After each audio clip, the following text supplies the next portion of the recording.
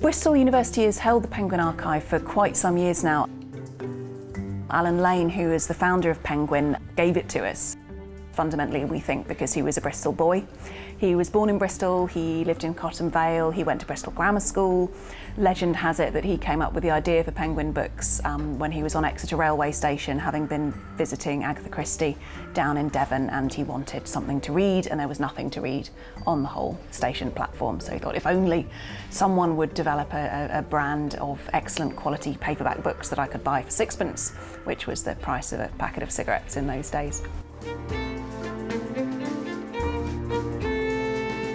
The archive is a fantastic kind of range of materials, a range of resources. We have all the books, things like photographs. We also have editorial files which contain the correspondence, and this is often where the real treasures are.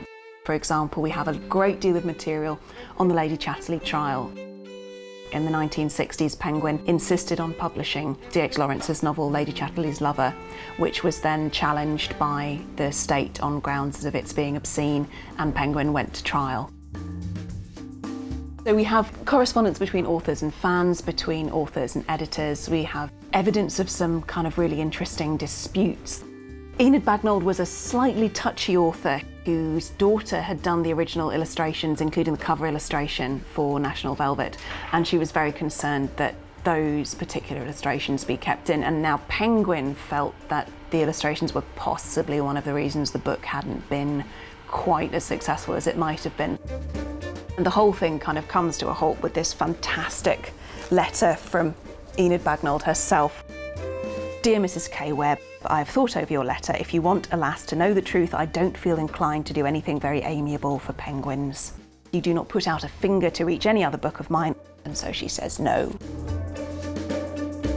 Well, the Penguin Archive project itself consists of 3 separate strands. So currently there's my own PhD student, Rob Crow, who's doing this fantastic work on Penguin classics, and he's looking in particular at what role Penguin has had in shaping the broader culture, the broader audience, the general reader.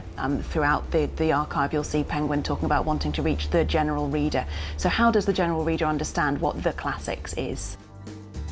We have another PhD student, Dean Blackburn, under Hugh Pemberton's supervision, who's looking at the Penguin specials, which were a series of books on kind of big social, cultural, political questions. They were very crusading, very polemic, kind of centrist left perspective, and Alan Lane described them as perhaps the most interesting thing that Penguin had ever done.